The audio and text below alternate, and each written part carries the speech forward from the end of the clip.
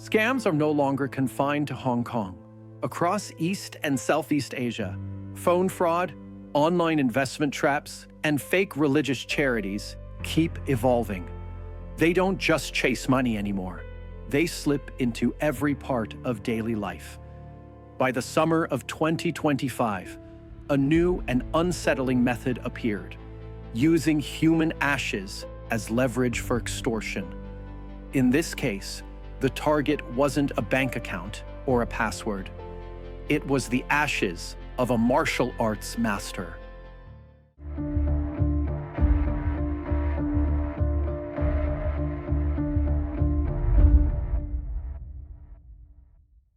The incident was first made public by Mary Jean Reimer in her program Dangerous People 2.0. She revealed that in August 2025, she received a call from the cemetery's management informing her that her late husband, renowned martial arts director Lau Kar-leung, had had his ashes stolen. She later shared the full story on her show. At first, Reimer thought it was a scam call. After all, who would steal ashes? But when the officer accurately described the urns, two large rectangular boxes engraved with Lau's name, she realized the situation was real. When police and staff later opened the marble plaque, what they saw was shocking. The compartment had been disturbed. The red and yellow Buddhist cloths that once wrapped the ashes were crumpled into a ball and stuffed back inside, while the two urns were gone. The marble surface showed no sign of damage, and the screws had been neatly resealed. It was clear this was not an act of vandalism, but a meticulously planned, highly technical theft. To understand why this theft shocked Hong Kong, one must understand who Lau Kar-leung was. Lau Carlong was more than a filmmaker. He was a bridge between real martial arts and cinema.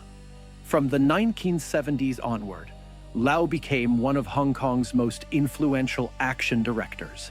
He also worked closely with stars such as Jackie Chan and Sammo Hung, defining the look and spirit of the golden age of Hong Kong kung fu films. To generations of viewers, Lau represented not just action, but the discipline and moral code behind martial arts. Police launched an in-depth investigation at the site, examining every detail of the scene. The marble slab had been fully removed and then reinstalled. The ceiling glue was neatly scraped away and reapplied, and all 4 screw points were tightened back in place. The marble slab, covering 15 compartments, weighed more than 100 kilograms. Removing it would have required at least 3 people with professional experience.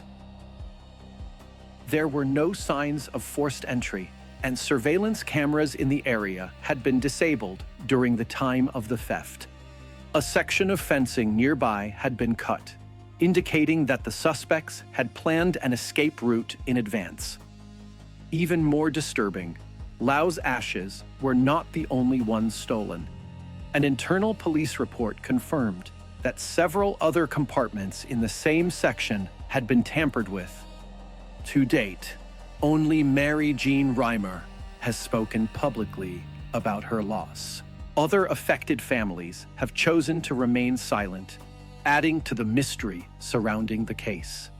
After the incident, rumors spread that the perpetrators had demanded a ransom through anonymous messages, an amount said to reach 60 million Hong Kong dollars. The source of the claim was never verified, but police reportedly questioned the family about it. The family made their stance clear. Regardless of whether the number was true, they would not pay a single cent. To them, this was not just a case of extortion. It was a violation of the dignity of the dead. During the investigation, police discovered that the method used in this case was not unique to Hong Kong.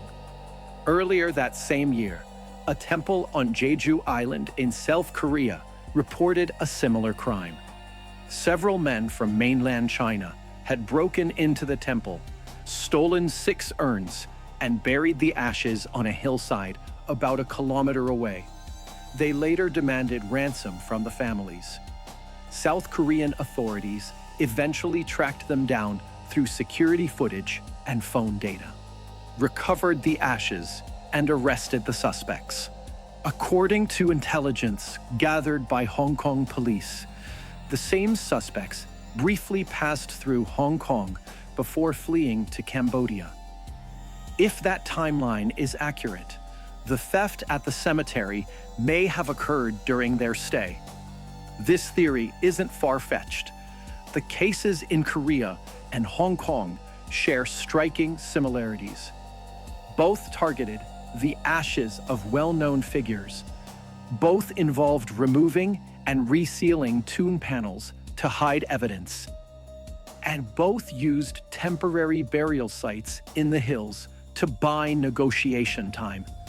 The pattern points not to individual criminals, but to a new kind of organized crime. Across Southeast Asia, telecom scams and human trafficking have long overlapped, forming complex cross-border criminal networks.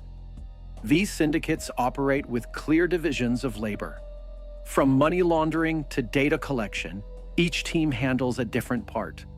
Police suspect that stealing ashes could be a new branch of their business, a form of low-risk, high-pressure extortion. Unlike kidnapping, ashes don't run away. There are no witnesses, and the crime is difficult to trace. For these groups, it's almost a zero-cost operation. Media reports have noted that along the borders of Cambodia, Myanmar, and Laos, criminal groups specifically target religious sites and burial traditions. They steal ashes from temples or the graves of public figures, then demand payment in exchange for returning the remains. If the families refuse, the criminals threaten to release photos or fabricate stories online to publicly shame them. This type of ash extortion is spreading rapidly through digital networks. Seen from a wider perspective, this was more than theft. It was extortion aimed at faith and cultural respect. In East Asian societies, ancestors and remains carry deep symbolic meaning, and any disturbance of ashes provokes fear and outrage. The criminals exploited this emotional vulnerability, turning family devotion into leverage for profit. In Hong Kong, the case did more than challenge legal definitions. It exposed a deeper reality. As international fraud networks seep into finance, real estate, and even religion, the theft of ashes might only be their first step in probing how far they can go. So far, the biggest question in the investigation isn't who committed the crime. It's what the law can actually do about it. In Hong Kong, human ashes are not legally defined as property. In other words, stealing ashes is not considered theft. Unless there's physical damage or monetary loss, the act can only be prosecuted as criminal damage or burglary. Even if the suspects were caught, the sentence would likely be just a few months in jail. This legal loophole tells criminals that even if they're caught, the cost is minimal. By contrast, nearby regions such as mainland China and Macau have clear laws that criminalize the desecration or theft of human remains. But in Hong Kong, the system remains outdated.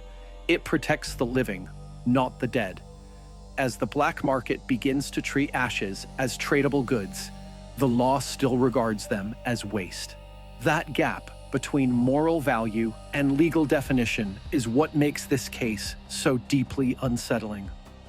Before the case became public, police and the cemetery's management had hoped to keep the situation quiet to avoid public panic. But as reporters began making inquiries and parts of the story leaked, the incident was eventually exposed. Today, the ashes of Lau Carlong are still missing. The silence surrounding the case has only deepened its mystery. For many, It isn't just about a theft. It's about the uneasy truth that even legacy and faith can become targets in a changing world. The investigation continues, but the truth remains buried, somewhere between faith, fear, and greed. I'm Eric. This is Forbidden Files Asia. The truth, as always, is never just black and white.